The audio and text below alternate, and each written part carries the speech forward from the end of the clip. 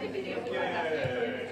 We'll get started in a few minutes, but just from a show of hands, who's attended one of the symposium events today?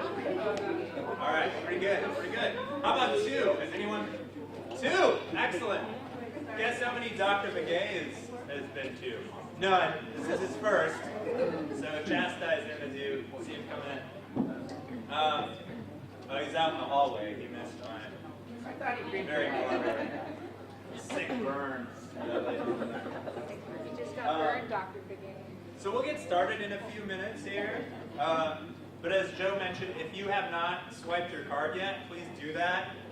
If you're a staff member, if you could do that as well on your way out, that helps us with assessment numbers, so we have a fairly accurate number of people who are in the room, because we want to continue to have events like this and be supported. So, again, as always, there's free food in the back.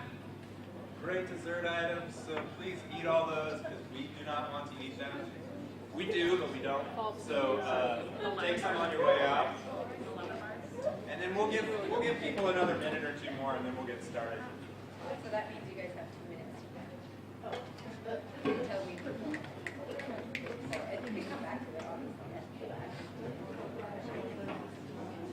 No rush.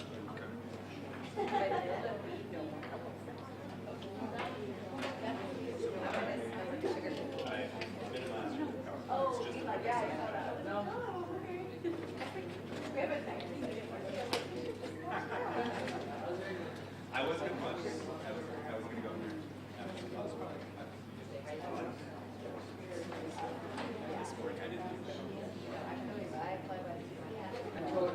Good. Makes me feel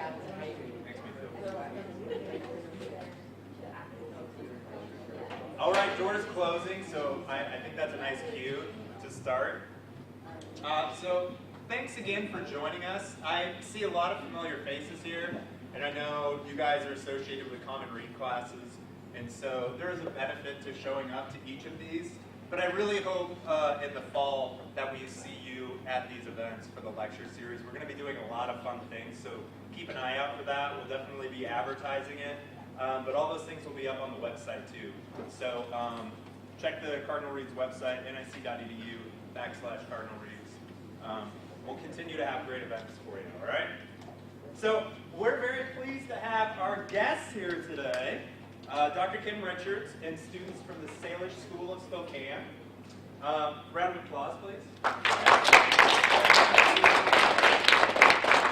So they're here to discuss the school and the work they're doing in support of language maintenance, but we're also excited because the information they share today embodies the themes of belonging and connection that are present in the Common Read title track. There's a few copies in the back if anybody's interested in taking one. Just an honor library, read it. Whenever you're done, you can bring it back to the Olmsted Library. But as I mentioned, our guests will share their stories of the impact of language maintenance of renewal in the Salish-speaking territory of the indigenous Columbia Plateau. Currently, Dr. Richards is the interim executive director at the Salish School of Spokane and an interior Salish language immersion school. You guys are doing an immersion program this summer, right? A symposium? Every summer we do it. Oh, excellent. But this summer we're going to do it over on the west side of the state. Excellent. So exciting news. I think if anybody wants to participate, that's open, right? Yeah, absolutely. Yeah. She earned her BA in anthropology from EWU in 2005, and then did her graduate work in ethnic studies at UC Berkeley, earning her PhD in 2017. So before joining the Salish School of Spokane as interim director, she was a lecturer at Eastern Washington University in American Indian Studies, Race and Culture, and Anthropology. So make sure to catch her again later today as she serves on the language maintenance and revitalization within the Indigenous Columbia Plateau panel discussion that's happening in the Lake Coeur d'Alene room right across the way from 2:30 to 3:45. Plug. Got it in. Please welcome Dr. Richards and the students of Salish School of Spokane.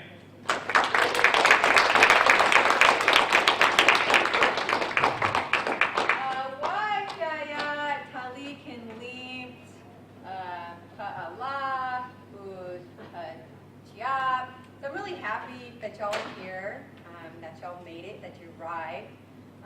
But actually, ku inquini. So first, we are going to sing for you, just so you guys can get a little bit of an idea of how we start our day at the Salish School of Spokane. So, Jahoy, Katiik, Uwing, Umin.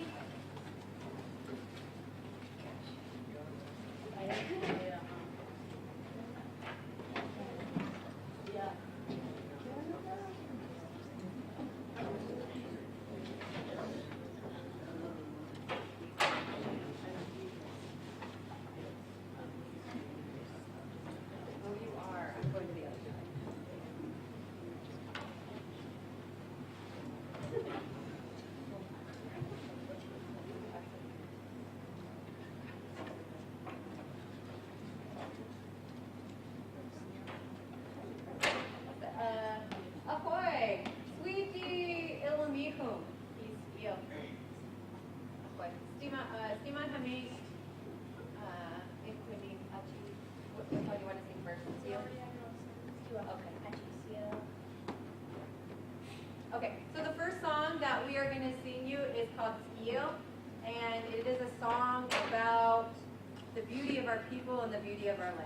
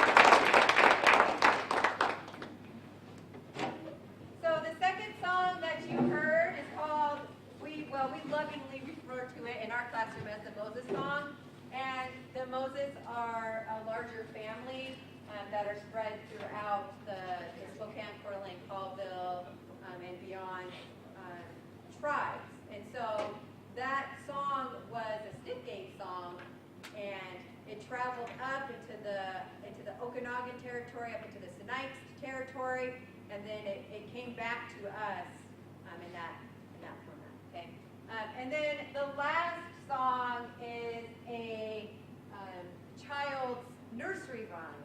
Can anybody tell me what they think it might have been? It has to do with a dog and a cow jumping over the moon. And Hey Diddle Diddle? yeah, hey diddle diddle. Okay, and the reason that we chose that particular song is because we want you to understand that we're singing songs, but we're also singing them in language, and it's actually a really good technique to teach language is through song. So if you're interested in checking out more information about the school after the presentation, please check out our website and definitely hit this button right here, the donate button. We are a nonprofit. We are always looking for more donors, okay? So we have several movies up there. We have some YouTube stuff. Check it out, Salish.Spokane.org. Okay? And I'm going to try to get to my PowerPoint.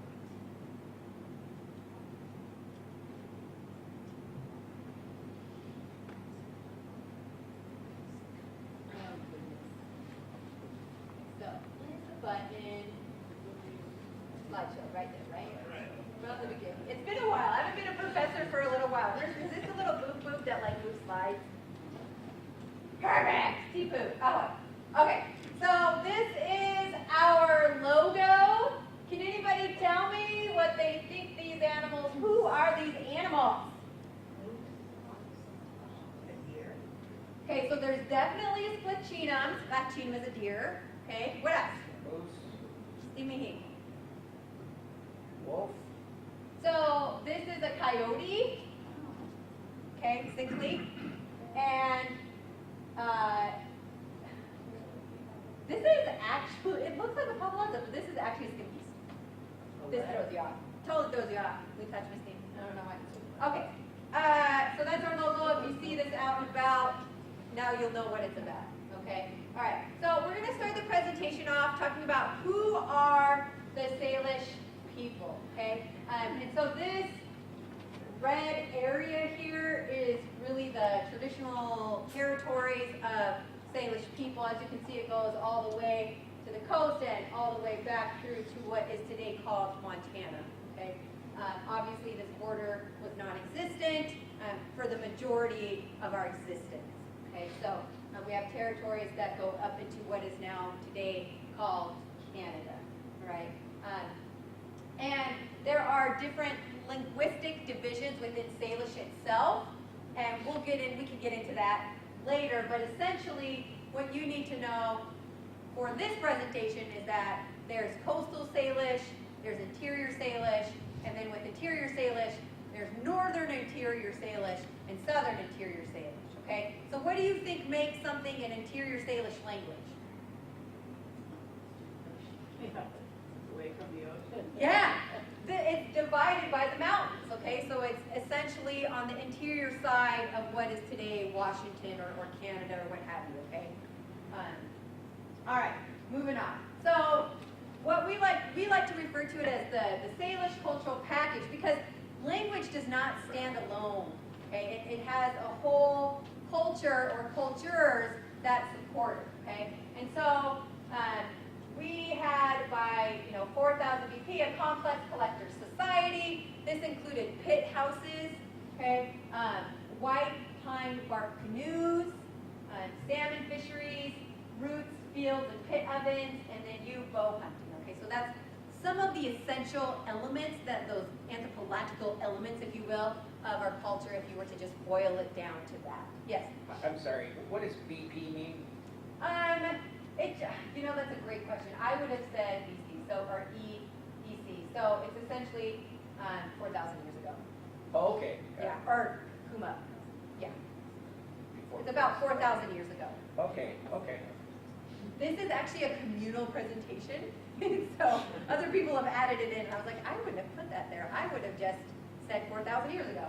All right, so Sinites is the community, the Salish people that the founder of the Salish school comes from. They're also known in English as the Arrow Lakes people, okay?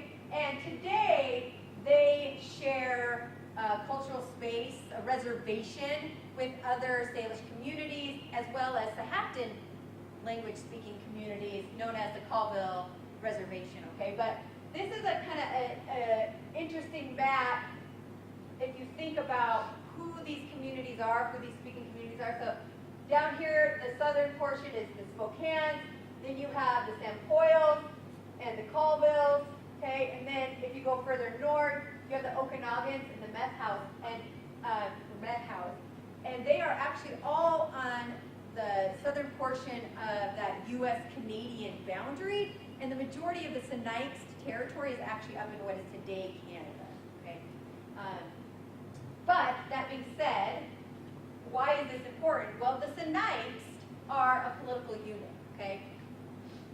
Kind of like what we would think of as a nation today, not exactly the same. There was a lot of autonomy on the plateau as far as political units go. The tribes didn't look like the political units that they do today. So, you know, there's been some dynamic changes over the last 200-300 years. They were, the Sinites people that is, were matrilocal, okay, and they had seasonal anchor points. I know a lot of people have you ever heard of the word nomadic? Yeah, raise your hand if you've heard that word. Yeah, that's a highly problematic word. And the reason that it's highly problematic is because it gives us the sense that people are just wandering around. It's like, oh, I see blueberries, I'm gonna eat them right now. Oh, I ran into a deer, now I'm gonna hunt it and eat it. No, it doesn't work that way. You actually have seasonal anchor points in which you know where you are going, to the point where you will get in fights with your cousin about your huckleberry bush.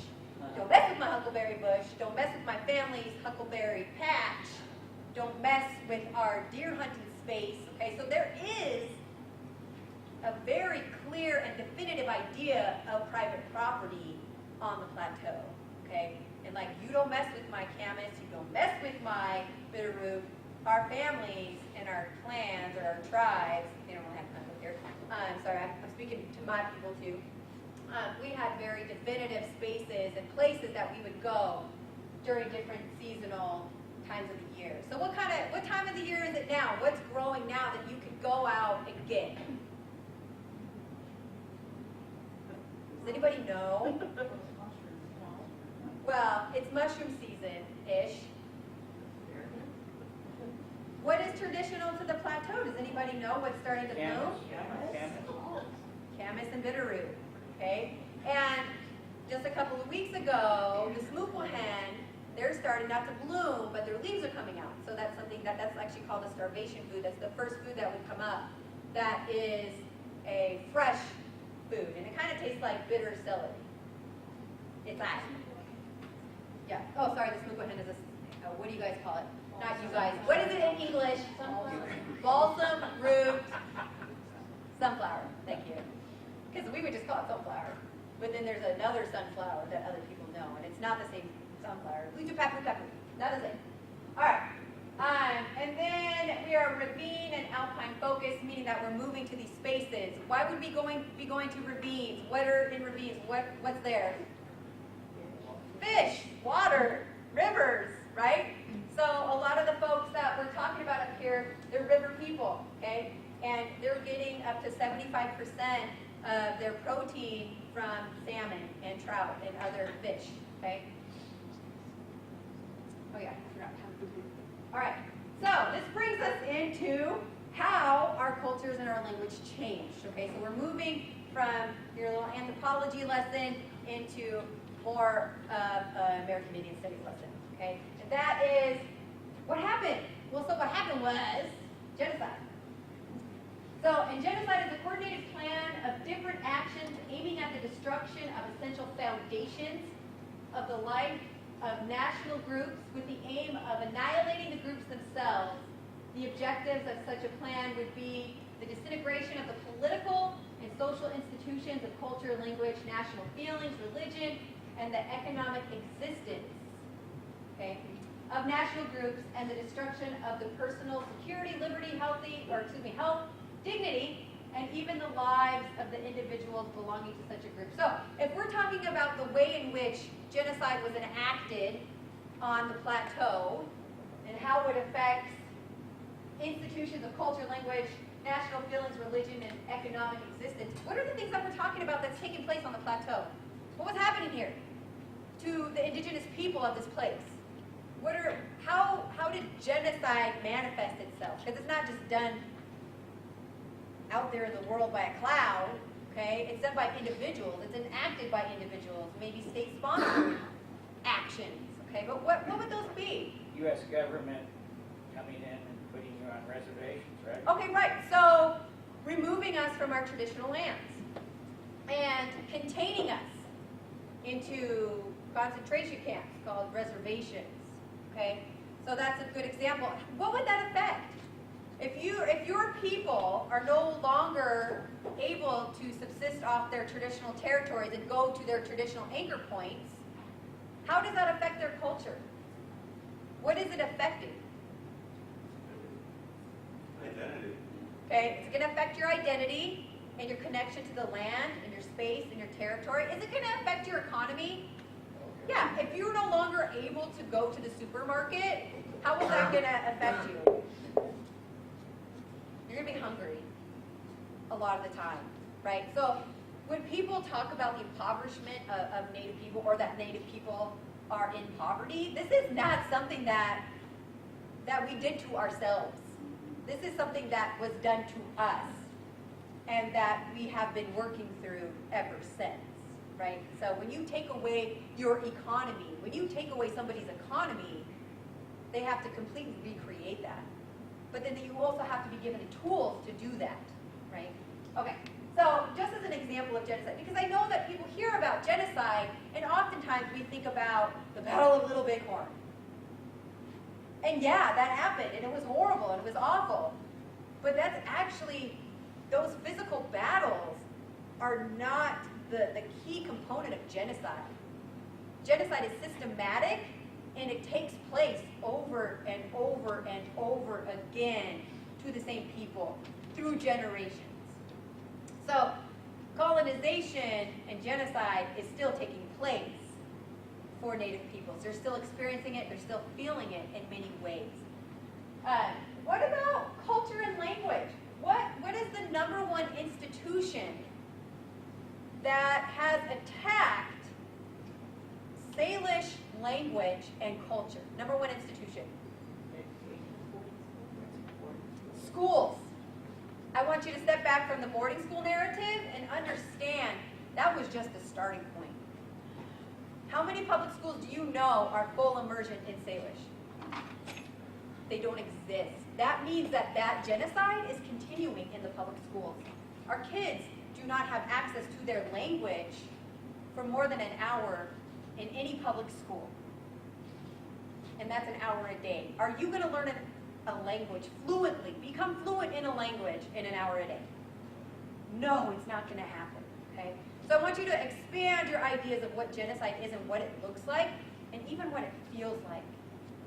Because it can feel normal. All right. So, Joshua Fishman, he was a Yiddish-speaking individual, okay? And we use a lot of his work as a baseline to understand the best practices and policies so that we can revitalize the Kabul Okanagan Salish language along with the other 3-4 interior southern languages, okay?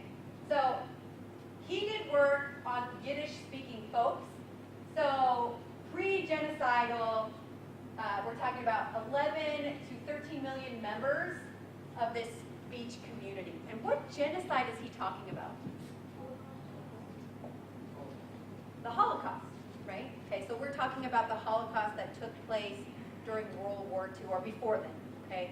All right, and it's really important to understand that lots of people use that word for different Holocausts and different genocides, so we need to be very specific about that. So over 5 million Yiddish speakers were killed, okay, in in this genocide, right? And currently, there's only 1.5 million remaining members of the post-genocidal speech community, which this is a decimation of a culture. Okay, this is a decimation, right? When you have these kinds of numbers in which people are no longer speaking their language. Oh, here it goes. All right, so he created a scale in order to rank where language is at, the health of any language, okay? So the first stage, which is where a lot of national languages are at, which reminds me, does the United States have a national language? No, we don't. It's not on the books. We don't have a national language, okay? So the next time you hear somebody telling you not to speak whatever languages that you're speaking, just remind them lovingly and from your heart, not in anger. Oh, the United States doesn't actually have a national language. So the language I'm speaking is the national language of this place and space. Just thought I'd let you know that because I love you and want you to be a good human being. All right. So Salish is it. So this is an example for Salish. Okay. So Salish is the medium of communication for regional government and higher education. What are those languages in the United States? For the most part, it's English, right? Regional government, are they speaking more than English in their organ at the White House? Are they speaking more than English right now? Of course. They're speaking a very narrow version of English, in fact. At least I would argue. That's not a fact. I'm not making a false fact. All right. Stage 2. Salish is the medium of communication for local government and media. So for our local region, what language is spoken here? English. Yes. Right? Salish is the medium of communication for businesses and workplaces. So if you go out in this region, can you engage in other languages other than English? If you're going to like a restaurant, or you're going to a store, or you're conducting business, are there other languages that are used in this region? What are some of those languages? Spanish. American Sign Language. I just got in a huge fight with my husband about American Sign Language and it not being a universal language because there's no such thing as a universal language other than love. And even that is based off of your cultural belief system. Okay, Chinese, yeah, and specifically Mandarin, because there's like 64 different Chinese languages, Mandarin being not the most popular, but definitely being a nationalized language. What's another language? Russian. Okay, there's a lot of Slavic languages over here. Okay, for Hmong is another language. Okay, we have a large refugee population from Hmong as well as different Russian or former Russian countries. Okay, so that's the example of that. All right, moving on. Stage 4. Salish is the medium of instruction for compulsory government schooling. What languages can you get at school here? English. English. There is a bilingual program in Spanish in the Spokane Public School System. Yay, diversity! All right. Salish is written and read within community organizations. Not yet. But you can go to community organizations and write and read many languages, okay, in the Spokane area. Yes? What do you think of the effort by local governments like in Montana where they're doing some of the road signs in both Native American script and English? I think it's great. I think the more visible our languages can be, the better. And ultimately in Montana, they should be doing it in like 7 different languages. So you're going to have huge road signs, but that's okay because it's going to be inclusive, right? And then ultimately, like I'm totally cool with Yiddish being on there or French or like, let's just say like we are actually a diverse community, and I'm totally cool with it. I think it's great, and you can see that here at North Idaho College as well, right? You have the Coeur d'Alene language being put on the buildings as well. It's really important for it to be visible because if you can't, you guys ever heard the saying like if you don't see it then it doesn't exist? I know I didn't say that correctly, but seeing is believing. The same goes for language. If people can't see it, then they're not going to believe it. I mean, I know y'all, for the most part, can't read it, but we'll get you there. We'll get you there. All right, moving on. Stage 6. So we're not actually at the stage where our language is at, so just hold on. We're going to get spoken by families and is passed down through the generations. No, Caldwell Okanagan is not here. We are not passing it on, or it hasn't been passed on, okay? And why is that? Well, there's a lot of reasons, but ultimately we can just throw the genocide take on that, okay? It was stopped by the boarding schools. It was stopped by the public schools. And when you are told something enough times, you are told that your language is bad, you are told that your people are bad and evil, and that it's dirty and that it's wrong, as a 3-year-old child, you're going to believe that because you have no reason not to. And then you're going to internalize that, and you're not going to speak it. So, for many Salish speakers, we're talking about 90, 100 years, 75 at the I would say at the lowest point, in which these languages have not been transmitted or handed down or passed down within their families. In my family, the last speaker of our indigenous languages was my great-grandfather. And so that's about a 90-year gap.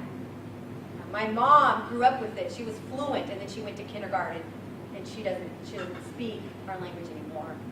And in fact, she just she's from that generation where it was totally not cool to be Indian. It was bad and wrong. And she definitely has that burden on her still. All right. Stage 7, language. Language is spoken by adults, but is no longer passed down to their children. This is actually not the case for our languages either. There's very few adults who can speak our language. In fact, it's less than 5% of any of our communities that can actually speak our indigenous language. Okay? And that 5% is not the adults, it's the elders. Okay?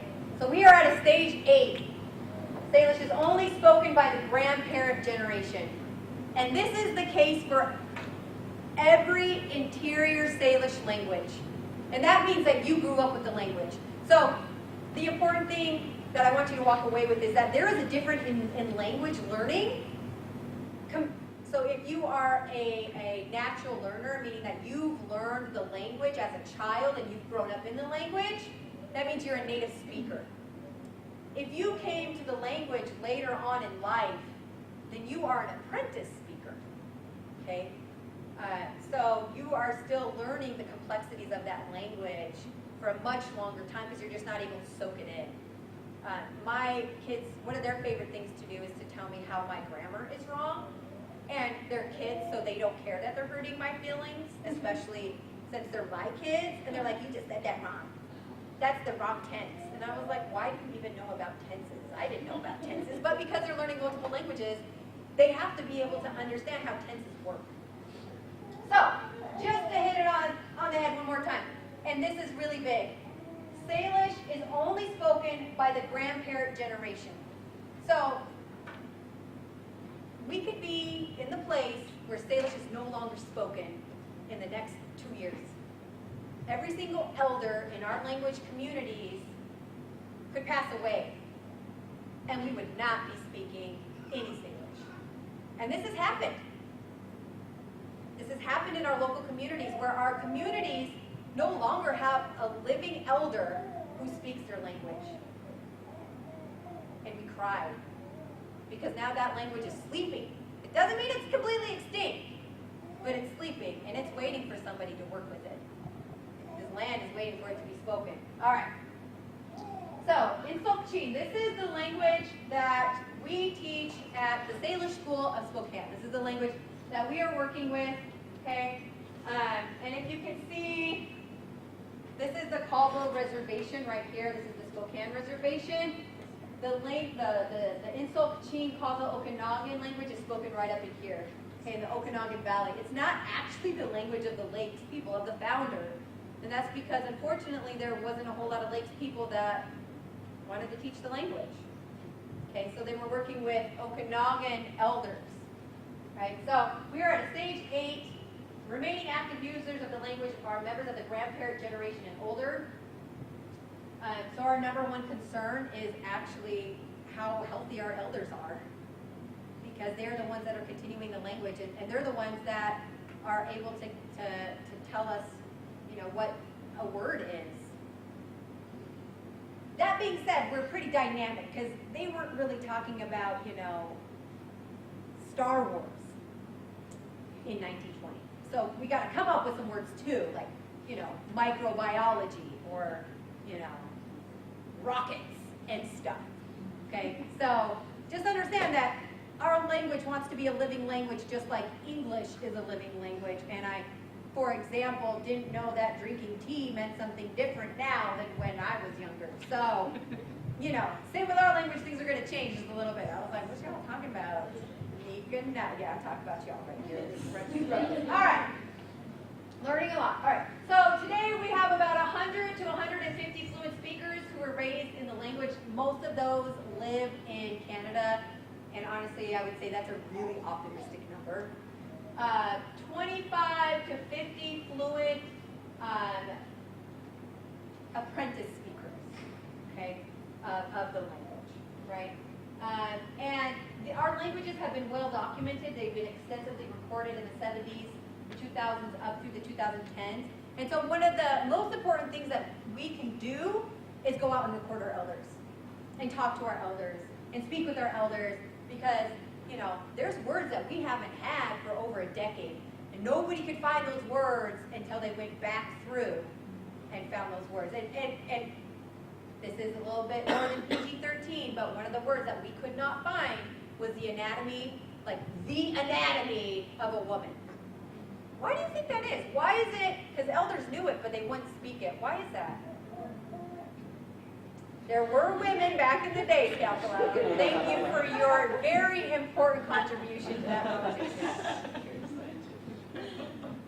Why would you not say that word? Religion, the church. The church. You've been told by somebody that it's dirty and it's wrong and it's not okay. But if I want you to be a healthy woman, you got to be able to say that word. Okay, if I'm concerned about your health and well-being as a woman, you need to know that word. So we have one of our language leaders, she was going through and listening in on tapes, and it was actually just conversations that were being recorded, and one of the elders was making a joke. And through that word, yeah, elders are pretty darn funny. If you ever get the chance to sit by a group of grandmothers, it's the best place ever. Because they don't care anymore. They're just like, remember that time? Remember that time, Lucille? And you're like, oh, I know. Tell me all about it. But they were making a joke and they were all giggling. And she was like, why are they giggling? And then she could barely hear it. She was like, what? So that was huge. We got the anatomy of a woman. Beautiful thing. But these are the kind of obstacles we're up against, right? When people are so ingrained in intergenerational trauma that they can't even use the word and tell you what it is, how are you going to have a living language without that word? You can't. All right. All right. So Fishman's revitalization warning for stage 8 and 7 on his guide. He said that case studies from New Zealand, Ireland, Spain, Australia, the Netherlands, the United States, Israel, and Canada show that making these things the focus of the language program will kill stage 7 and 8. Remember, focus, okay?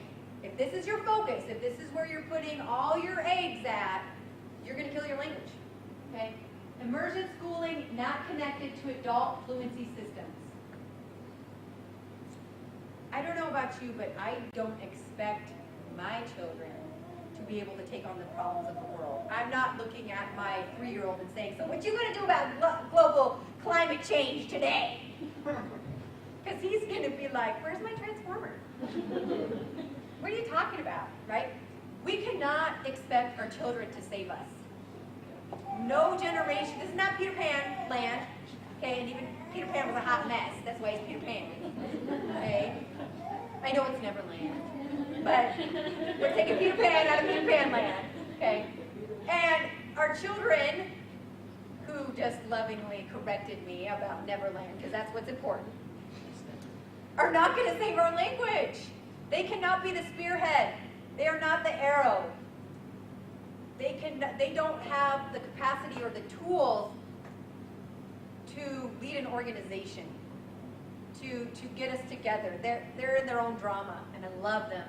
And I think they're great, but they're more concerned about, what you doing tonight, girl?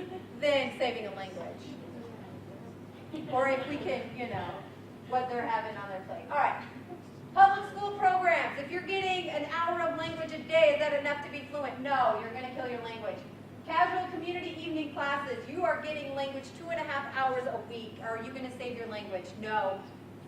College classes, you go there, okay, students, I love you. You make it to class 80% of the time. And you're only getting language 1 hour a day, 80% of the time. You're not going to save language that way. You're still trying to remember what car is in the language, okay? Technology apps, websites, computer games, television shows, radio. You're not going to, as much as we all spend on our phones, we're still not going to save a language this way. And definitely not linguistic studies, because linguistic studies is interested in how the language works, not in creating speakers. Right? I want to get down and dirty in there too, and I want to know about the tenses and all of that. I actually don't even remember my linguistics class, like that's how dramatic it was. But it's really interesting stuff, but it's not actually going to create a speaker. All right. That doesn't mean that these aren't all important things that we should do. It just means that they're not going to save our language. So, Fishman implores us to ask ourselves this question. How does what I'm doing right now empower people to raise their children in the language? Well, and that begins our language journey. All right. So, our mission at the Salish School of Spokane is to create a vibrant community of fluent speakers of interior Salish languages by providing Salish language instruction to children and by empowering their parents and families to speak language in their daily lives. What does this look like in programming? Well, we have 2 preschool classrooms. We have a lower elementary, we have an upper elementary, we have a secondary class. And we have a total of 58 students on campus right now, okay? So, that's only part of our programming. We also have community classes Wednesday nights, Thursday nights, and Saturdays for all of our parents who have to put in 60 hours of language a year to have their child enrolled at the school so that they can just get a foundation of language, so that they're not always looking at their child dumbfounded as to what they're saying. 75% of our employees have children at the school, so that helps because they're getting language as well. And more importantly, all of our staff, from the accountant to the director to all of the teachers, they take 90 minutes of language a day. So not only are they in immersion language classrooms and they're teaching the language to the children, but they themselves are learning language at the same time. So we have this complex organization in which everybody in the community is expected to learn language. You have to throw in your hat. You have to be invested. You don't just get to walk away and say, well, Junior will do it. He's got this. Like, no. In fact, everybody needs to be speaking Salish all of the time, because there's nowhere in the world that you can go and speak Salish. There's no country. There's no space. There's no place. Like, I can't go to France and speak Salish, and people are going to know what I'm saying. They're going to look at me crazy. And then, like, when I was in England, they're going to look at me and be like, but you're not the real American. You don't look American. I don't even have time for that. All right, moving on. So the impact we seek to connect Native people and their families to language and culture, to rebuild a functioning Salish-speaking community, to reverse the effects of genocide for Native people in the city of Spokane. So what's really cool is that language has this really awesome synergy to it, in which it actually heals people to learn their language. And it brings people into a kind of accountability that we haven't seen in our communities for 100 years. We're a very small community. There's 58 of us, kids. That means that there's like 100 of us max. I know what you did on Saturday night. And I know who you did it with, and I know why you did it. And that's really good. Because I'm up in your business and you're up in mine, and that means I'm accountable to you and you're accountable to me. And if something's going down with your kid who's in my class, I'm going to call you out on it. And what that does is that prompts you to be a better parent. It prompts you to be a better community member. It prompts you to care about the safety and security and love of our community. And you're invested in making a better community. Next on there, to improve financial stability, educational attainment, personal relationships, civic engagement, mental health, and physical health. We have really high expectations at our school. We have really high support at our school. So our kids are really, they're on the ball all the time. They have to be. How many times have I talked to you guys this year about being better people? About making the right decisions? I had a student tell me, you don't care about me. And I said, ha, if only. If only. I would have so much more time. I would have a life outside of you. But instead, I have so much investment in you that I'm constantly having to think through like, okay, what do you need? How am I going to get you in? We need to pass you through this class. You need to be a better person. You need to be a responsible person. You are going to be the next leader in my community. You are going to be the next elder in my community. And I have a responsibility to make sure that you are a darn good leader, that you are a darn good elder, that you are leaving something for our next generations. So I have an example. So my eldest son, he didn't get to go through the Salish School of Spokane because they just didn't have a program for him until he was a senior in high school. And he, like most, was too smart for his own good and had a mouth on him. And he loved to push those buttons of the teachers. Well, that's colonization. Well, that's genocide. And what do you think that did for him? He got to boot him out of class all the time. But this kid also came from a place where at the age of 3, he was saying, Mama, I don't want to be an Indian anymore because I don't want to be killed by a cowboy. And me saying nothing because 2 weeks earlier, one of our family members had been killed by a cowboy on the reservation, had been thrown into an oil drum, lit on fire, and thrown down a hill after they'd been kidnapped. What am I going to say to my kid?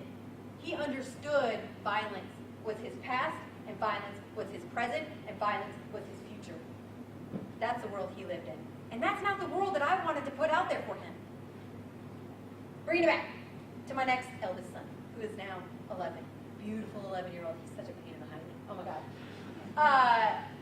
Anyways, a couple years ago, he came to me and he said, Mom, I don't want to be Indian anymore. He's been at the Salish school the majority of his educational career. And so I knew that this was not going to be the same conversation. And I said, why is that? Sucking. Because I don't want to be responsible. And I don't want to be accountable. You have to be nice to the elders and they're so mean. And I said, oh yeah, that's the future that I want you to see. High expectations. It's not going to be easy. Lastly, we want to reintroduce Salish ways to the daily life of people living in the city of Spokane. So we have a fluency transmission system that we use. I'm going to flip through it. We can talk about it later today on the panel. But essentially, we reconstruct the language. We use it to create new fluent apprentice speakers in a very consistent way. We have a system that can take you from 0 to 60 in 3 years, or 1 year if you've got that kind of time on your plate. All right. We have adult education I told you about, immersion schooling. This is what I want to get to. What is culture? What does it mean to be a cultural person? And can a person not have a culture? Baby, you've got culture. You may not know that, but you've got it. Okay? Culture is the customs, the music, the language, the arts, the social institutions, and the achievements of a particular nation, people, or other social group. These are 2 of our beautiful students in Harry Potter garbs, speaking the language all day. So yes, Harry Potter can be Salish. Okay? It can be a part of the Salish culture and experience. We want our kids to have unlimited choices. I don't want them to have a narrow understanding of what it means to be Indigenous. Indigenous does not just mean that you go to powwows on the weekend. It is so much more than that. It is Harry Potter in the language. It is Star Wars in the language. It is playing soccer in the language. It is the full human experience in the language. Vast connectivity, constant change, quick mobility. Our kids are doing a programming. They're learning how to code. It's Salish. It's insane. Voluntary association, new cultural production. We've created new words. We're creating new words. We're coming up with it. We have to do it off the fly. Someone will be like, well, what's the word for microbiology? And somebody will be like, oh, I think it's this, that, and the other. And we like to throw them back and forth because it's fun. We don't have a standard Salish. All right. So why is this important? Culture, self, and a balanced happiness. This is actually part of a happiness formula. The basic needs are health and wealth. But once you get to about $20,000, $30,000, as your economic foundation, after that, you basically got your needs met, okay? And so after that, it's all about the investment that you have in your culture, in your relationships, in your identity, and your purpose, okay? And what is your identity, and what is your purpose, and what do your relationships look like? This is Masi. That's a Sasak and Quail. She's his nanny. Great. All right.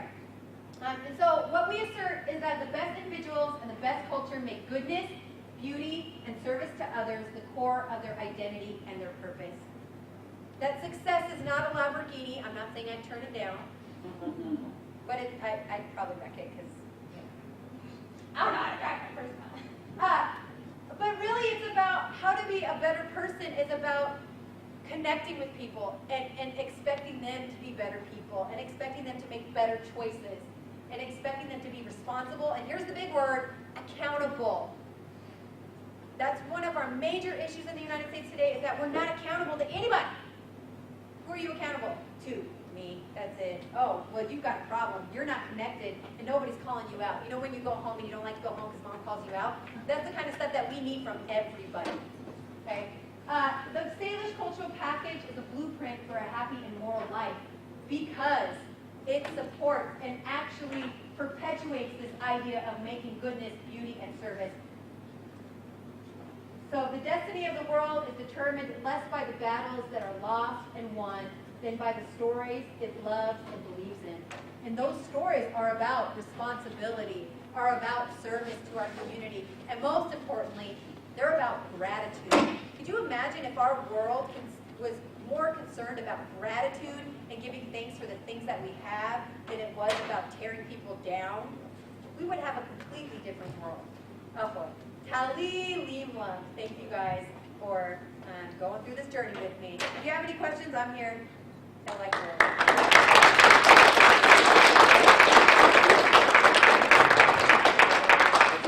Thank you once more for being here. And again, you can see Dr. Richards later in the afternoon at the panel discussion.